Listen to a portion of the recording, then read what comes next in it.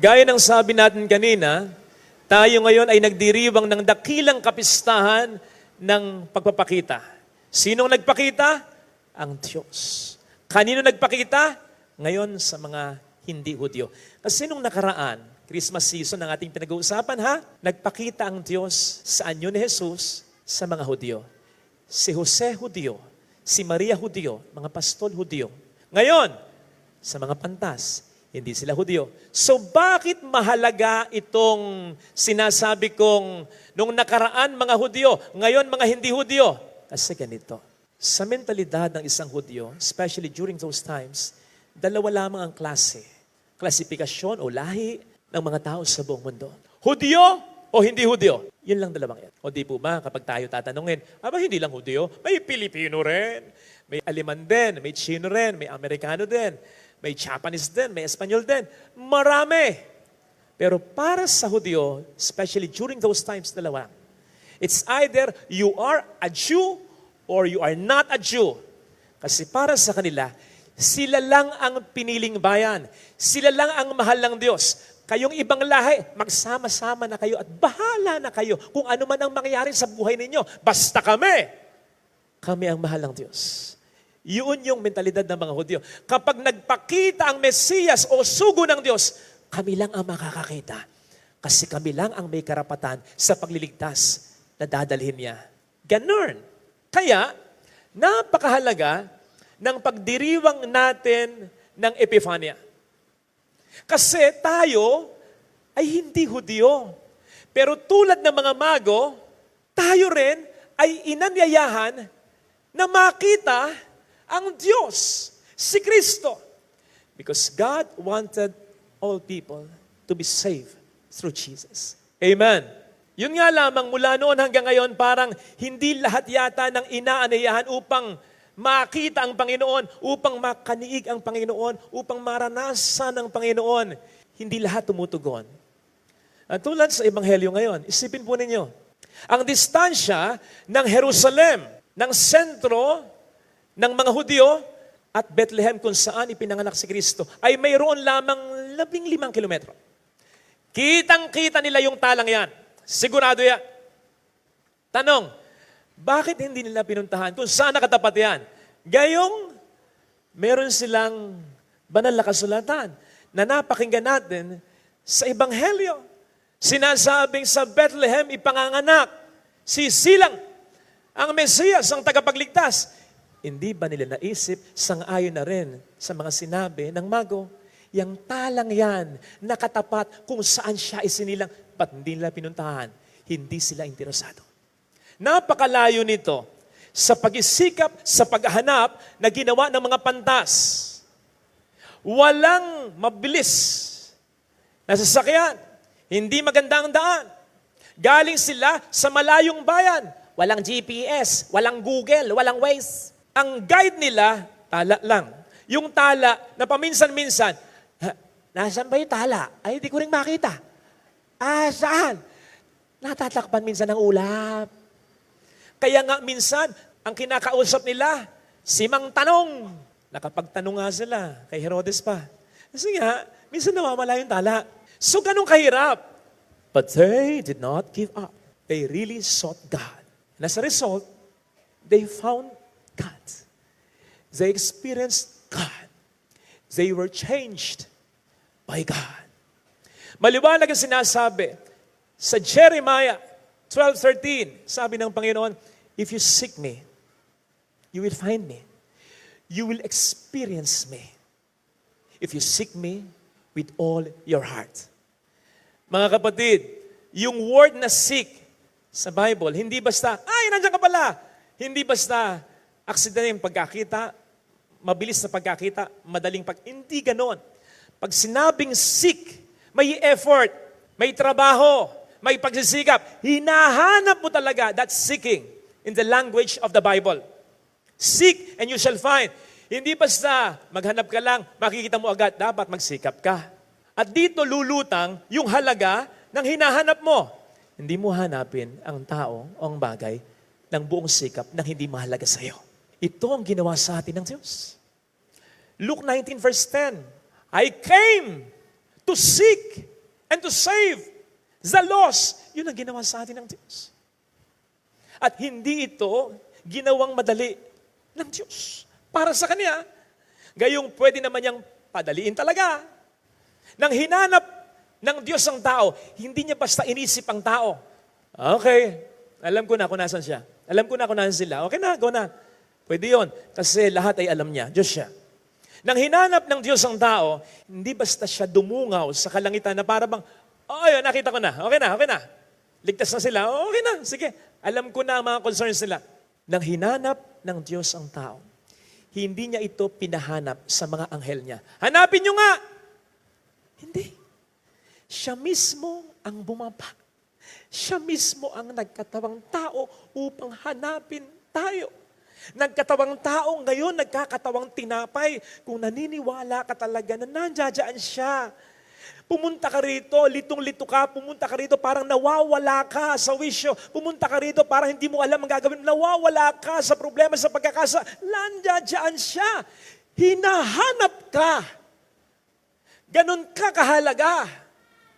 Ngayon, kung hindi pa tumataas, kahit papaano, yung tingin mo sa sarili mo habang sinasabi ko yung sermon kong ito.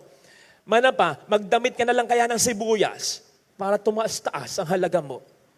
Kapatid, seriously, mahal ka ng Diyos. Hinahanap ka ng Diyos. God yearns for you. Sana ganito rin tayo. Sana we also yearn for God. Hindi yung simpleng testing, umulan, hindi ka na magsisimba.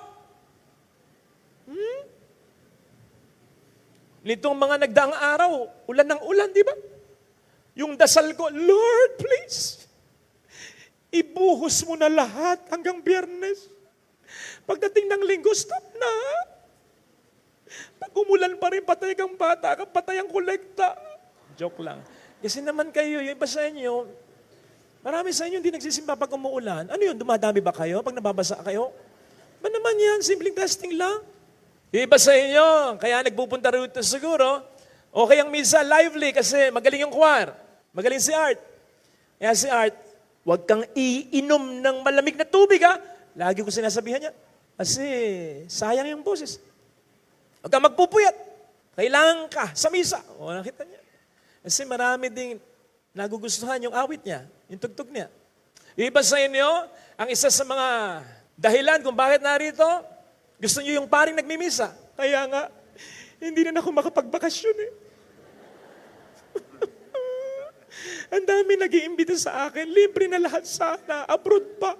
Hindi ako makaalis kasi baka kapag kumuha ko ng kapalit ko sa loob ng 2 linggo, pagbalik ko wala na kayo.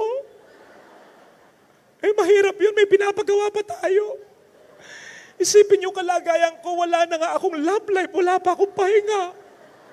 Kayo talaga. Huwag ganon. Lahat ng ito, lahat ng dahilan, liban kay Kristo kung bakit narito kayo, tulong lang. Dapat hindi mag-end dyan lang. Dapat humantong sa malalim na relasyon sa Panginoon. Otherwise, you'll just be entertained.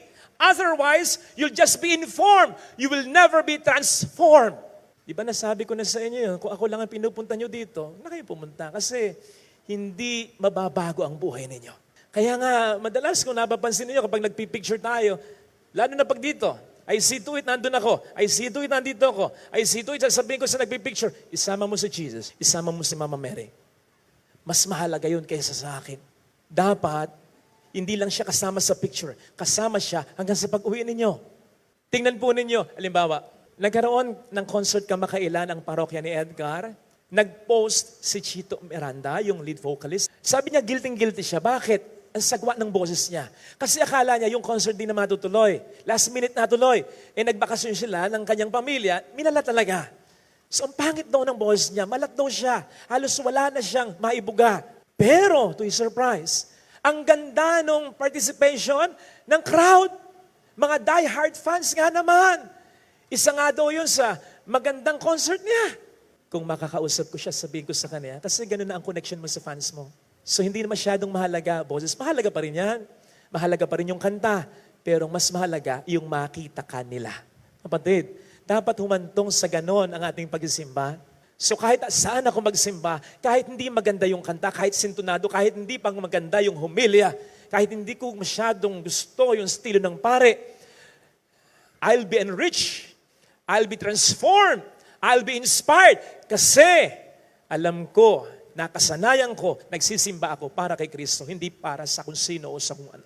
Tandaan po natin, yung tindi ng grasyang makakamit natin ay nakasalalay sa tindi ng intensity na si Kristo ay maranasan natin. Yun bang kahit wala kang hihilingin, nagdarasal ka, yung bang kahit may problema ka, nagsisimba ka pa rin, yung bang kahit may mga distractions, kahit hindi ganong maganda sa taste mo yung misa, concentrated ka pa rin. Kasi gusto mong maranasan ng Panginoon. Ganon siya. Ganon siya. Halimbawa, naramdaman niya, gusto mo yung choir? O sige, nandiyan ang satisfaction mo sa choir. O sige, yung homilya? O sige. Pero kung hanggang dyan lang, nararamdaman ng Panginoon yan. At nalulungkot siya kasi mayroon pa siyang grasyang ibibigay na hindi mo maramdaman, hindi mo maranasan, hindi mo makuha sapagkat sa choir tapos ka na, sa homilya tapos ka na.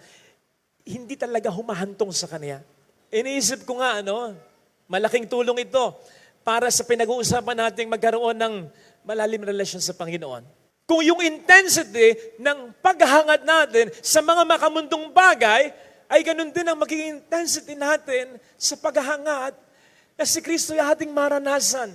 Halimbawa kung paano tinitipid mo yung sarili mo, Tom Jones ka na, hindi ka pa rin kumakain, nag-iipon ka, bakit? May bibiling ka eh. May gusto kang dress, may gusto kang sapatos, kung paano yung iba sa atin. Aba, gabi pa lang nakapila na para makuha yung iPhone na gusto niya. Kung paano yung iba sa atin, may kilala ako nag-a-abroad pa, makapanood lang ng concert ng paborito niyang mga K-pop na gano'n. May mga kakilala ko, pag nakita ko, nako, Lazada. O kayo, di ba? Mga reels, mga vloggers na hindi naman magandang impluensya. Sige nga. Kung yung lahat ng yan, yung intensity natin, yung paghahangad natin sa lahat ng yan, yung pag-interact natin sa lahat ng yan, kung yung intensity natin dyan, ililipat natin upang ang Panginoon ay ating maranasan. Yung kahit pagkatapos ng misa, paglabas mo, pagpunta mo, bukas sa trabaho, araw-araw, naglalaro sa iyo yung pinag-usapan natin ngayon dito. Kung sa araw-araw, naglalaan ka ng panahon para makausap siya, personal prayer. Kung sa bago matulog, magbabasa ka kahit malikling sipi sa Biblia. Kung kahit every other day na lang, magkakabisado ka ng isang bersikulo sa Biblia na ipapato mo sa demonyo kapag tinutokso ka, kung iiwas ka sa pagkakasala, magpapakabuting tao. Kapatid, that is seeking the Lord. That is establishing a stronger and a deeper relationship with Him. Bagay na hindi kakayanin ng isang oras lang sa loob ng isang linggo. Tapos pagkatapos nun ay wala na sa consciousness mo si Kristo. Anong klaseng relasyon yon? Hindi lalalim ang relasyon mo sa Panginoon. Hindi dapat ganon. Hindi tayo mababago kung ganon. Tingnan po ninyo, yung pagsisikap ng mga mago na makita si Kristo, yung kahit anong hirap ay nagsikap pa rin sila sa paghanap. Anong naging epekto? They were drawn to Jesus. They were changed by Jesus. Kahit bata pa lang yun, ha? Madalas kapag pinagnililayan natin, yung mga regalo na binigay, ginto, kamanyang at mira. Madalas ang naisip natin, ito yung mga saktong regalo kay Kristo. Bakit? Ginto, hari siya. Kamanyang, bakit? Eternal priest siya. Mira, bakit? Ito yung ginagamit sa pang-imbalsa mo kasi mamamatay siya. Saktong-sakto, di ba? Pero isipin po ninyo, naisip na ba yon ng mga mago? Parang hindi. Otherwise, nasa saad sa Bible yon. Sinabi ng Espiritu Santo sa mga mago, ito ang regalo ninyo, ito ang magugustuhan niya, ito ang sakto para sa... walang ganun, Mars. Hindi naisip ng mga mago yon. Paano mo ikukonekta sa pinag-uusapan natin ngayon yung mga regalong yon? Ganire. Most likely ganire. Yung ginto na yan, yung kamanyang na yan, yung mira na yan, mga gamit nila yan, mga mahalagang gamit nila yan sa kanilang buhay. Hanap buhay nila. Sila'y nagbabasa ng paggalaw ng mga bituin sa kalangitan. Nanghuhula sila, sabi ng iba, nagmamagic din sila. Ito yung mga gamit nila. Ito yung mga bagay sa kanilang buhay na mahalaga. Kumbagay ang nangyari ganito, pagkatapos silang magsikap na si Kristo yung makita at natagpuan nga nila, nagpatira pa sila, lumuhod sila, iniaalay nila ang mga valuable sila, ang hanap buhay nila, etc. Ang lahat sa kanila na para bang sinasabi nila, ikaw lang sapat-sapat na. Magbabago na kami. Tatalikuran na namin ang aming mga maling ginagawa, ang aming mga maling practices. Kaya nga ang sabi, nang umuwi sila, nag-iba na sila ng landas. Kapag natagpuan mo talaga si Kristo, kapag naranasan mo talaga si Kristo, imposibleng walang magandang mangyari sa buhay mo. Imposibleng hindi ka ma-inspire. Imposibleng hindi ka ma-motivate. Imposible na hindi maging maganda ang disposition mo sa kabila ng mga pangit o problemang naranasan. Yun ang namimiss natin. Kasi wala tayong malalim na relasyon sa Panginoon natin. Kailan tayo kikilos? Kailan? Kailangan sa pagpapalalim na relasyon, it will take some time. Kailan pa? Kailan? Pag wala ng tsansa. Isaiah 55 verse 6. Seek the Lord while you can still find Him. Speak to Him while He is still near. Hanapin mo ang Diyos habang makikita mo pa siya. Mangusap ka sa Kanya habang narinig pa niya, malapit pa siya. So, ibig sabihin, habang, ibig sabihin, darating ang pagkakataon, kahit gustuhin mo, wala nang tsansa. So, dapat habang maaga, magsikap na maranasan siya. Magsikap na maranasan ng bawat isa. Kahapon, ay umalis na yung kapatid ko papuntang abroad, si Lloyd, yung pang-apat. Bago siya umalis, niyakap ko siya dito, at ang bulong ko sa kanya, salamat, Tol. Kasi sa loob ng ilang taon, hindi namin siya nakakasama tuwing Pasko at Bagong Taon. Tagal! Hindi namin siya nakasama. So, nung iniwan niya yung trabaho niya, bumalik siya dito para makasama namin Bagong Taon at Pasko. Salamat, Tol. Tapos sabi ko, ang susunod na taon, dapat dito ka pa rin. Talagang kinuman ko na, dapat dito ka pa rin. Kasi, yung tsansa na makita mo kami, yung tsansa na makita ka namin, yung tsansa na makita mo, lalong-lalo na, si Mama at si Papa, na hindi naman bumabata, kundi tumatanda na, humihina na, hindi forever nandun yung tsansa. Tama, pwede mo sabihin, nakikita mo sila sa internet. Iba yon. Iba yung lilisanin mo yung comfort zone mo, pupunta ka dito, i-deny mo muna yung sweldo mo para makasama ang mga mahal mo. Yung magsisikap ka para makasama yung tao, nagpapakita na mahalaga siya sa iyo. Iba yun. Walang katumbas na pera yun. Dapat ganun ang ginagawa natin para sa Panginoon. Alam po ninyo, ang sinasabi sa Salmo 14 verse 2, ang Diyos ay nasa langit, tumitingin sa mga tao sa daigdig, at tinitingnan niya kung sino naghahanap sa Kanya. Hindi ko kayo binibiro. Nakalagay yon sa Psalm 14 verse 2. Imagine that. Ang Diyos nasa sa Kanya ng lahat, pero naghahanap ng ating paghahanap. Ang Diyos na nagbigay sa atin ng lahat, ang Diyos na kayang gawin at gagawin para sa kabutihan natin ng lahat, ay nandun sa langit at nag-iisip, sino kaya ang maghahanap sa akin kahit hindi linggo? Sino kaya ang makakaalala sa akin kahit walang kailangan, kahit walang hihilingin? Sino kaya sa mga tao itong maghahanap sa akin? Sino kaya sa kanila ang magnanais na magkaroon ng malalim na relasyon sa akin? Yun ang gusto kong ibigay sa kanila, hindi yung mga biyaya na hinihiling nila. Seek ye first the kingdom of God and everything will be added unto you. Na parang sinasabi ng Panginoon, wag muna yung biyaya ko, hiligin mo, ako muna. Susunod ko yung mga biyaya ko, pero ako muna. Na-offend naman ako kapag yung biyaya ko lang hinihiling mo. Ano yun, kapag wala nang biyayang maibigay sa'yo, kakalimutan mo na ako. As if God is telling us that. At paano kung meron din naman tayo mga mahal sa buhay na ang daming nagawang mabuti sa atin na kung bibigyan nga rin ng pagkakataon kasi mahina na ngayon, magiging malakas o kaya ibibigyan ng pagkakataon, magkakaroon pa rin ng negosyo, trabaho, kikita pa rin, magbibigay pa rin sa atin. Ilan sa kanila ang halos buhay ay naibigay sa atin pero ngayon ay wala na tayong panahon para sa kanila.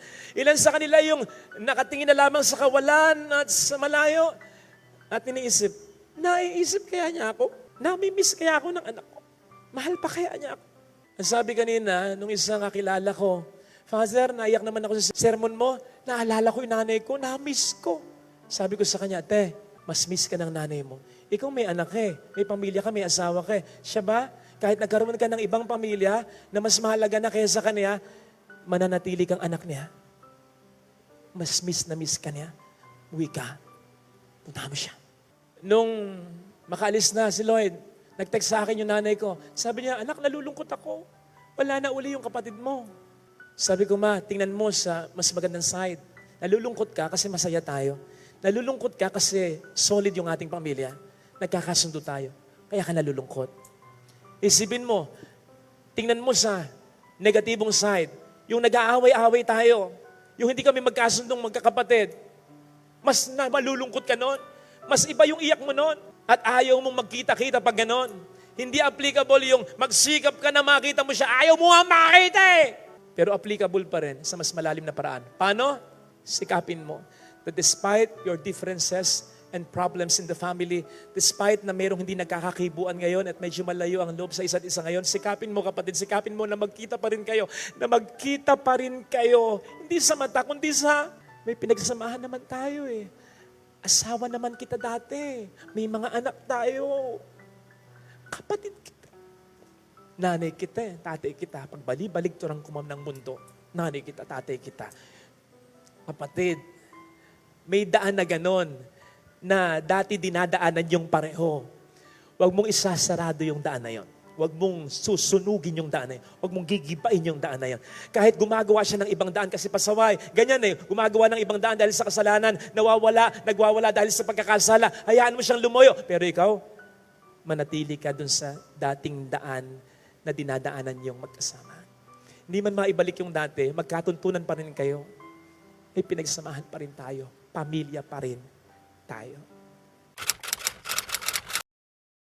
Mabuting balita po ng Panginoon ayon kay San Mateo. Papuri sa iyo, Panginoon. Si Jesus ay pinanganak sa Bethlehem ng Judea noong kapanahunan ni Haring Herodes. Dumating naman sa Jerusalem ang ilang pantas mula sa silangan at nagtanong-tanong doon, nasaan ang ipinanganak na hari ng mga Hudyo? Nakita namin sa silangan ng kanyang tala at naparito kami upang sambahin siya. Nang mabalitaan ito ni Haring Herodes, siya ay naligalig. Gayon din ang buong Jerusalem.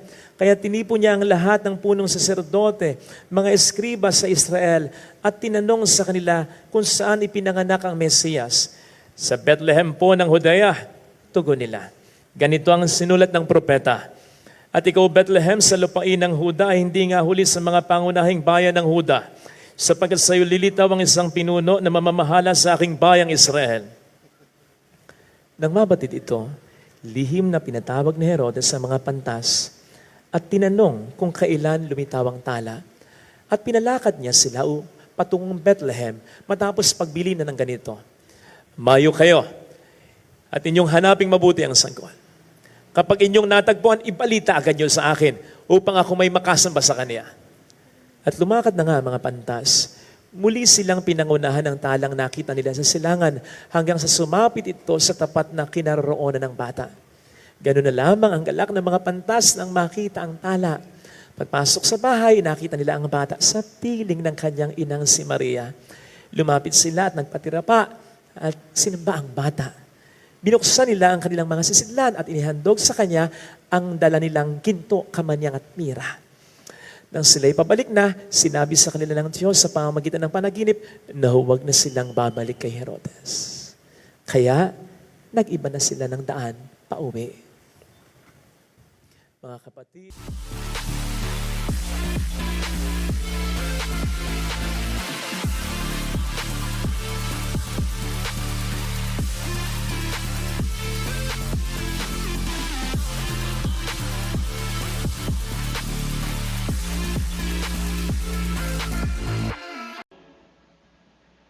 sumainyo ang Panginoon.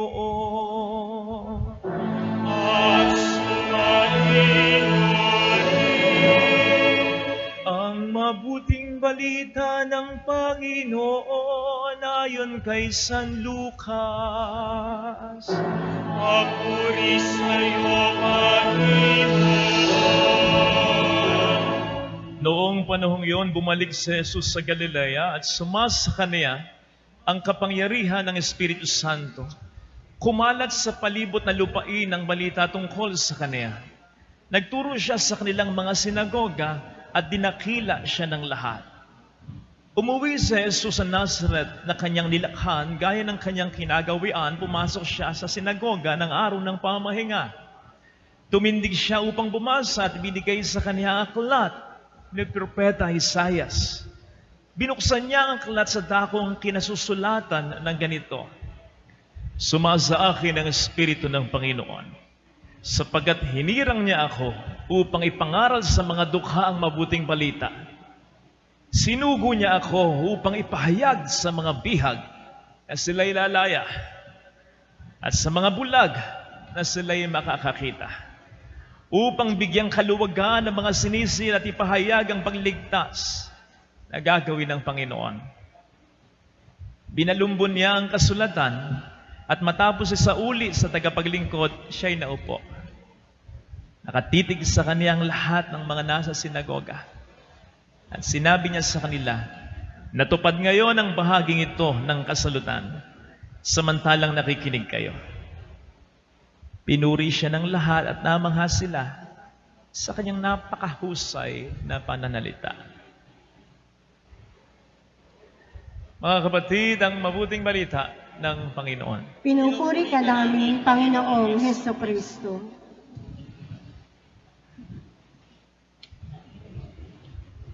Magandang umaga po sa inyong lahat. Palakpakan natin ang mahal na pong Nazareno.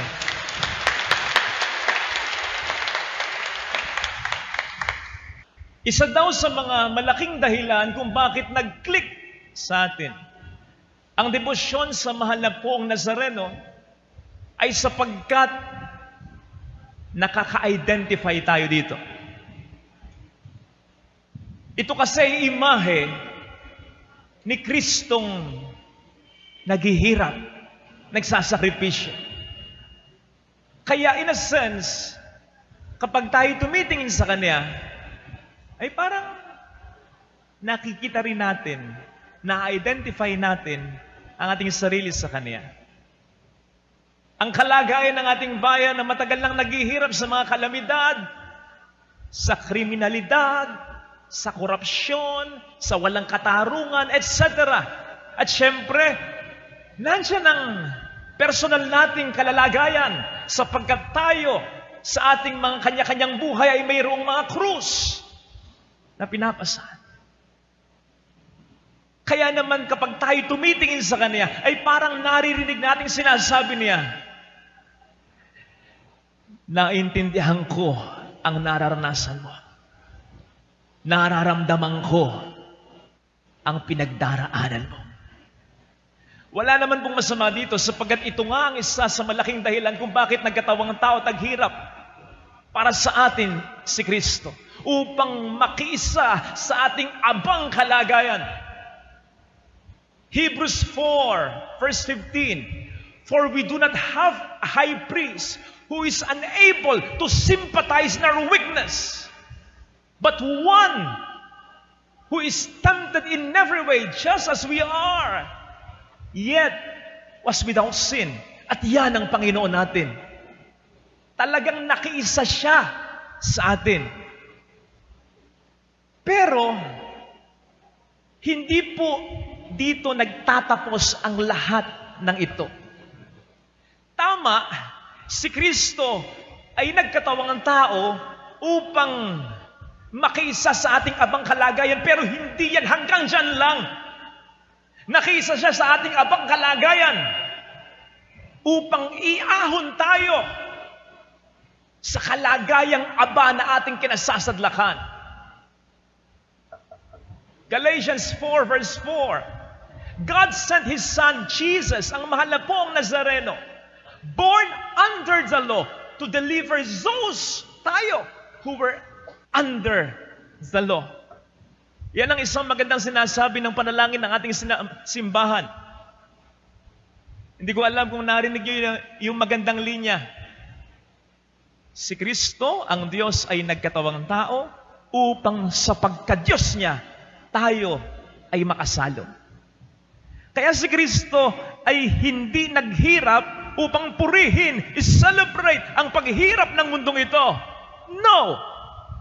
Nang likhain ba ng Diyos ang mundong ito, sinabi niya, gusto ko may kahirapan. Gusto ko may sakit. Gusto ko magkaroon ng mga problema, kamatayan sa mundong ito. No.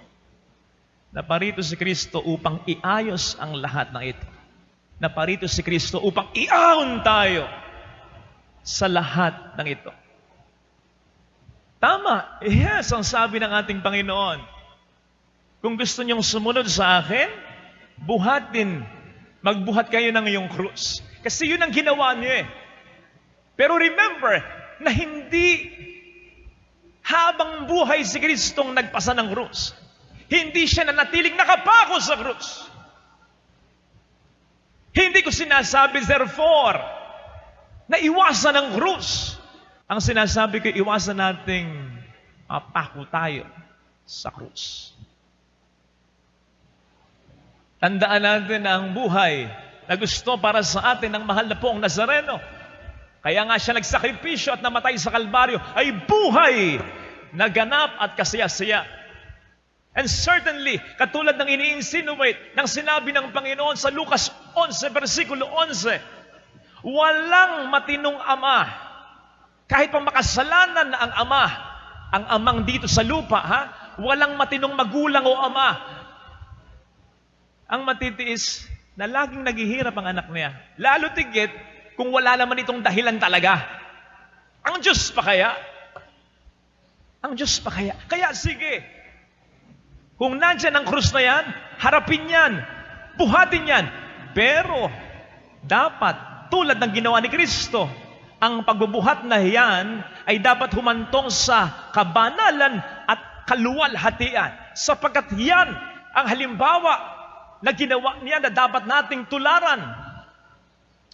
1 Peter 2 verse 1, because Christ suffered for you, and so He left you an example that you should follow.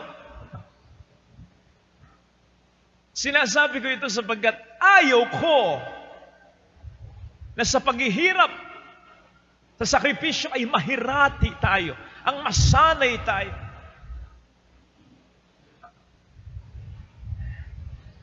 Tama yung pagiging resilient, yung pagiging matatag, yung pagiging matyaga, ay dapat nating ipagmalaki bilang mga Pilipino. Hindi lang bilang mga Pilipino, kundi bilang mga Kristiyano, Pilipino na namimintuho sa mahal na pong Nazareno.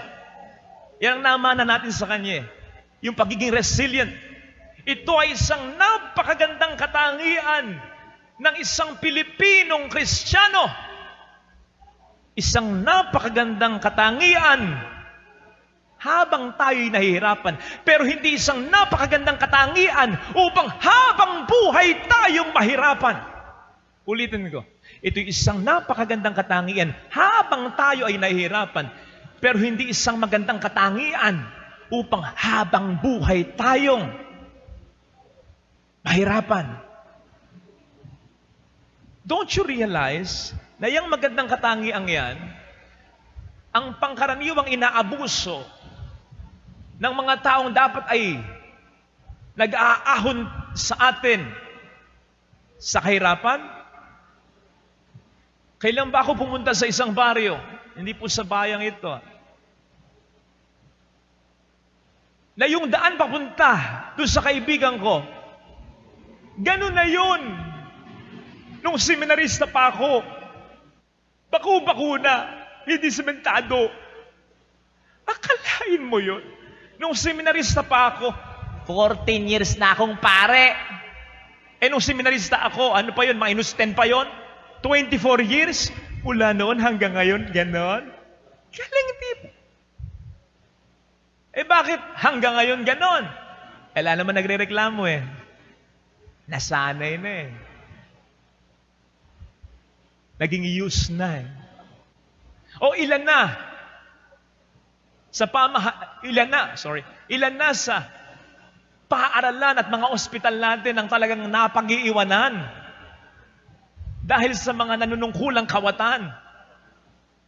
Totoo ba'y narinig ko na nitong magbagong taon, mayroong suggestion na sa PhilHealth na magkaroon ng dagdag contribution. Samantalang yung kung ilang bilyon o milyon na nawawala, hindi pa rin nakikita hanggang ngayon at wala pa rin nakukulong. So, ibig sabihin ba, sa mga nawala, ang dapat mag-shoulder tayo pa rin? Galing naman, di ba? Yan ang sinasabi ko. Nakatangi ang maganda, pero nawawala na sa hulog. Kung kaya't naaabuso. At yan sigurado ay ayaw ng mahal na poong Nazareno. Tama. Tama ka. Kapag tinitingnan mo siya, tama yung naririnig mo. Sinasabi niya sa iyo, naiintindihan ko ang pinagdaraanan mo. Alam ko ang nararanasan mo. Pero, may karugtong yon. Pakinggan mong mabuti. Ang sinasabi niya, pero tutulungan kitang makaahon dito.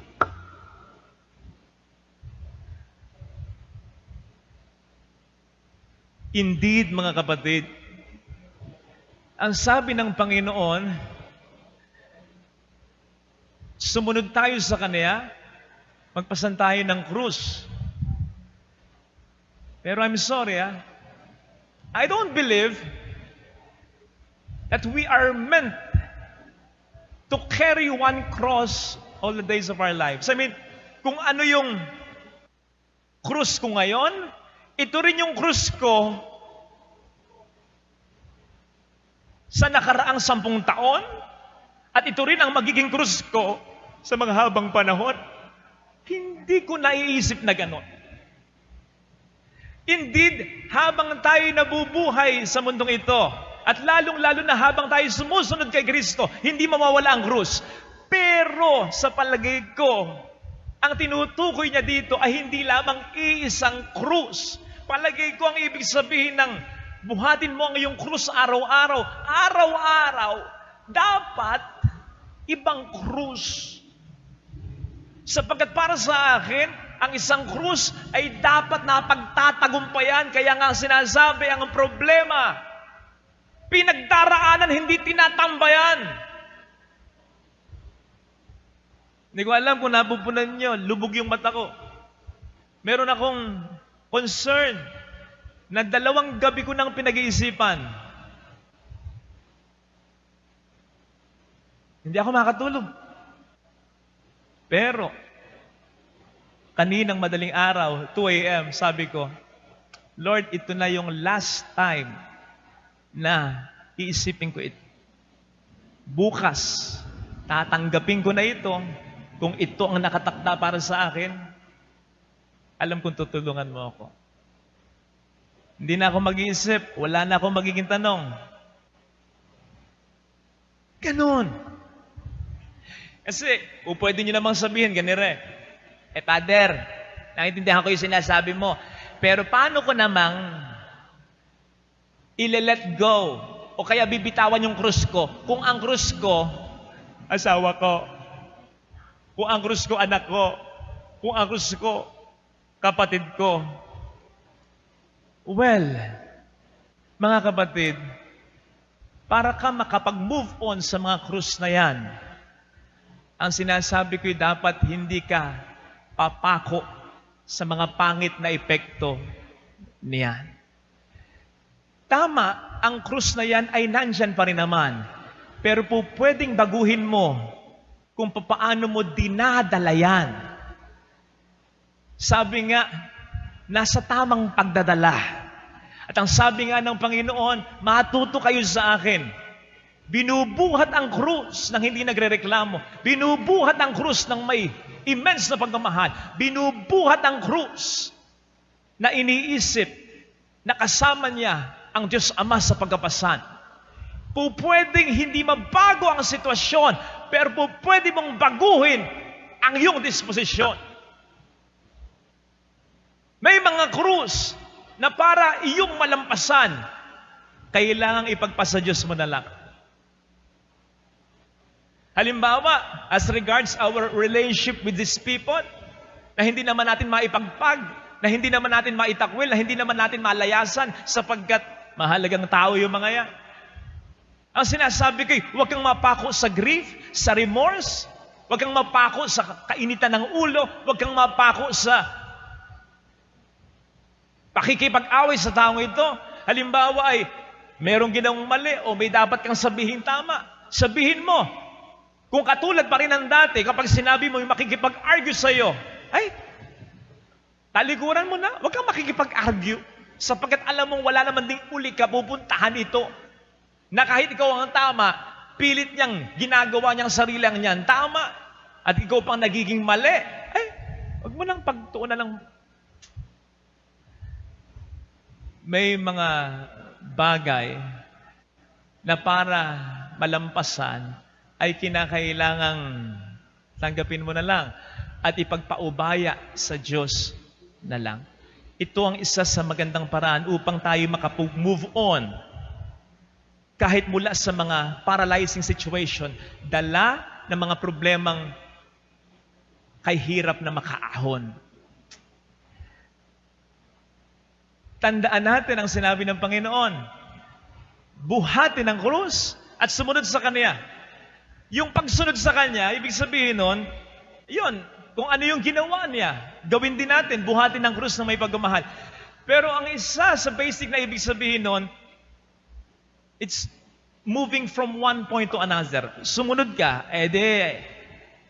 puntahan mo kung saan siya pumunta. Moving on! So ang pagsunod sa Kanya, basically also means, pumunta ka sa mas magandang mga plano para sa iyo ng Panginoon. Hindi lamang yang problema na kinasasadlakan mo ngayon. Hindi ka meant na matapos ang buhay mo sa ganyang disposisyon. Tandaan natin mga kapatid, na ang imahe ng mahal na pong Nazareno ay hindi lamang imahe ng naghihirap na Kristo. Tingnan mo, may corona yan. Tingnan mo, nadadamitan kahit papaano ng pula at marangya yan. Ibig sabihin, kahit naghihirap, hari pa rin yan. Pero yan ay hari. Hindi hari ng paghihirap, kundi haring pinagtagumpayan ng paghihirap para sa ating lahat. Sapagat ayaw niya na sa paghihirap, tayo ay masadlak. Kaya medyo natawa ako sa prediction ng isang kung fu, feng shui expert para sa taong ito, 2021. Actually, siya din yung nag-predict dati na magiging maganda yung 2020. Pero alam natin, hindi nangyari. Kaya ngayon, obviously, lumagay na siya sa sigurado. Ang sabi niya ay ganire, base sa aking mga predictions, sa mga charts, sa mga gabay, nakikita ko na ang 2021 para sa atin ay posibleng mas maging difficult pagdating sa pinansyal, posibleng mas maging difficult sa mga opportunities, posibleng mas maging difficult sa pera. Akalain mo naisip niya yon. Ang galing. Kaya lang kulang sayang, kulang. Kasi kung ako tatanungin mo, feng shui expert, ganun din ang sasabihin ko So nakikita ko, base sa mga nangyayari, posibleng mas maging difficult ang taong ito pagdating sa pinansyal, pagdating sa oportunidad, pagdating sa pera. Pero, hindi tayo mananatili dito. Sapagkat nandiyan ang mahal na poong Nazareno. Kaya uwag ang mga pusa, ang mga Buddha, ang mga koy, anumang mga gintong bagay na yan ang panghawakan mo. Sapagkat hindi ko alam kung ano sinasabi ng mga ito. Walang sigurado. Ang sigurado ay ang sinasabi sa atin ngayon ng Panginoon sa Ebanghelyo. Naparito ako upang bigyan kayo ng kaluwagan at ipahayag sa inyo ang kaligtasan. Palakpakan natin ang mahal na pong Diyos.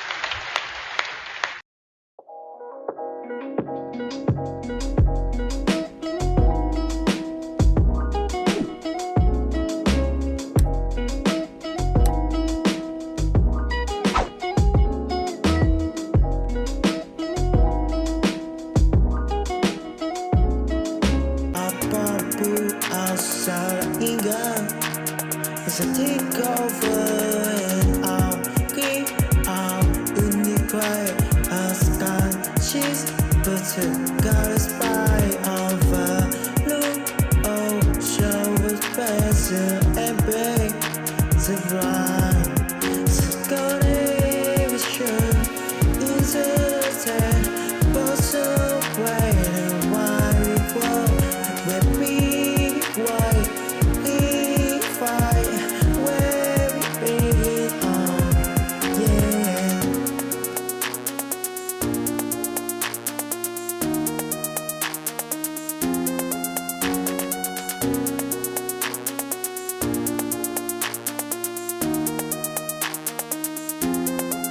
Since that falls, I was supposed to aspect we take it for listen.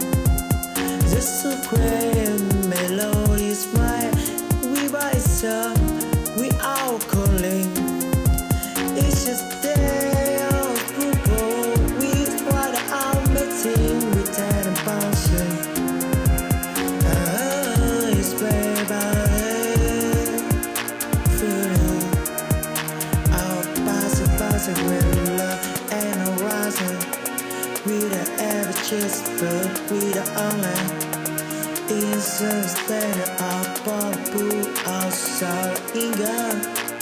It's a take over and I'll keep out in the quiet. As conscious, but the God is by over. Look, oh, show us better and break the blind. So gonna be sure it's a time, but so bright and wide we walk. Where we white, we fight, where we bring it on. Sumainyo ang Panginoon. At sumayo rin. Ang mabuting balita ng Panginoon ayon kay San Mateo. Papuri sa iyo, Panginoon. Noong panahong iyon, nagpunta si Jesus sa lupaing malapit sa Tiro at Sidon. Lumapit sa kanyang isang Kananeyang naninirahan doon at malakas na sinabi, Panginoon, anak ni David, mahabag po kayo sa akin. Ang anak kong babae na alihan ng demonyo at masyadong pinahihirapan. Ngunit gaputok may hindi tumugon si Jesus. At lumapit ang kanyang mga alagad at sinabi sa kanya, pagbigyan na nga po ninyo at nang umalis na. Siya'y nag-iingay at sunod ng sunod sa atin. Sumagot si Jesus, sa mga tupang naliligaw ng sambahayan ng Israel lamang ako'y sinugo. Ngunit lumapit sa kanya ang babae, lumuhod sa harapan at ang sabi, tulungan po ninyo ako, Panginoon. Sumagot si Jesus, hindi dapat kunin ang pagkain ng mga anak upang ihagis sa mga tuta. Tunay nga po, Panginoon, tugon ng babae. Ngunit ang mga tuta man ay nagsisikain ng mumong nalalaglag sa hapag ng kanilang Panginoon. At sinabi sa kanya ni Jesus, napakalaki ng iyong pananalig. Mangyayari ang hinihiling mo. At doon di gumaling ang kaniyang anak. Mga kapatid, ang mabuting balita ng Panginoon. Pinupuri ka namin, Panginoong Hesukristo. Magandang umaga po sa inyong lahat. Narinig po natin sa ating binasang ebanghelyo ang struggle na pinagdaanan ng babaeng Kananeya para lamang makuha niya mula kay Jesus ang hinihiling niya, ang kagalingan ng mahal niyang anak. Madalas nating sabihin at pagnilayan na ito'y paraan lamang ng ating Panginoong Jesus upang makita kung gaano kalaki ang pananampalataya ng babaeng ito. At tama po yan. Pero sa puntong ito, tingnan po natin sa ibang anggulo. At ito'y ang pagtulong sa kanya ni Jesus na pahalagahan at makita ang kabutihan, ang awa at kagandahang loob ng Diyos sa kanya. The Bible has it, we must always be grateful to God. Dapat lagi nating pasalamatan ang Diyos. In fact, sinasabi sa 1 Thessalonians 5:18, it is God's will, kalooban ng Diyos, na tayo magpasalamat sa Kanya. Pero, wag po nating isipin na ito ay para sa Diyos. You see, hindi man natin siya pasalamatan sa lahat ng Kanyang mga biyaya sa atin, ang Diyos ay mananatiling Diyos. In fact, kahit araw-araw, oras-oras, minu-minuto, segundo natin siyang pasalamatan sa lahat ng Kanyang biyaya, wala naman po itong maidaragdag kahit katiting lamang sa Kanyang kadakilaang perfect na. Sa katunayan sa isang prepasyo sa misa, mamaya, basahin natin, sinasabi doon, Ama, pinagbibigyan mong ito'y aming maipahayag.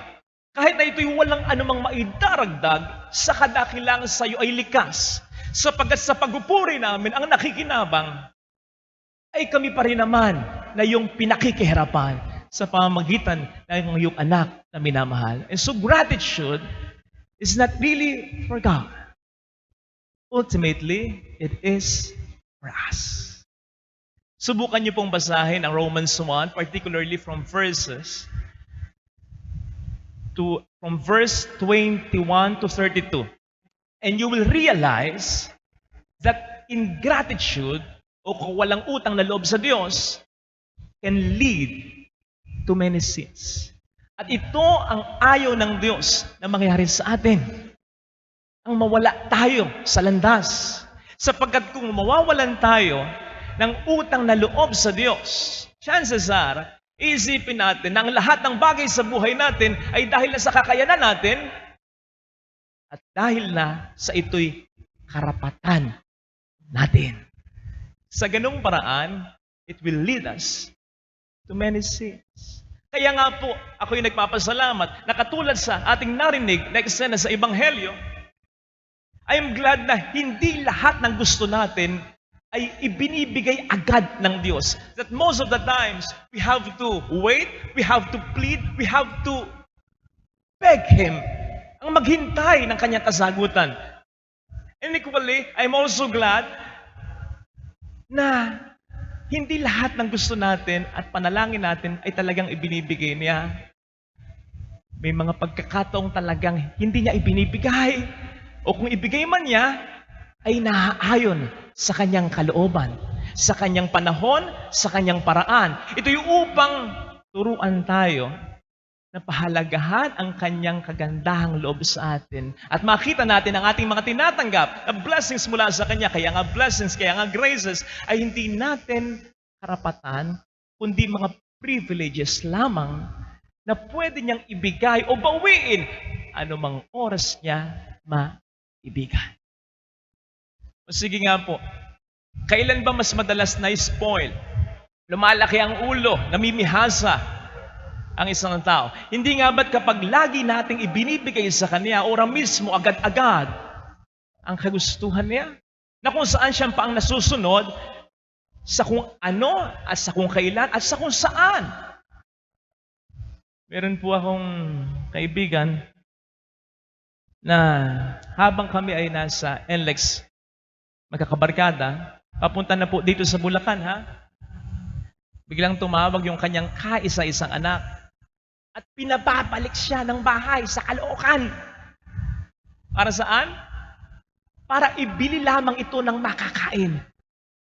Sabi kung ito po ay musmus lang, maintindihan ko dalaga na Pwede nang dumiskarte sa sarili niya.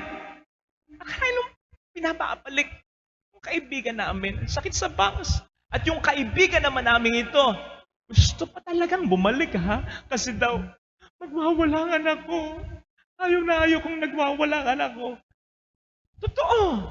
Ang sabi namin sa kanya, paano kung kami wag-wala dito, ha? Ikaw kaya ang bumaba dito sa NLEX, umuwi kang mag-isa sa inyo. Buti natigil. Konsentidora. Kaya yung kanyang anak, namihasa na.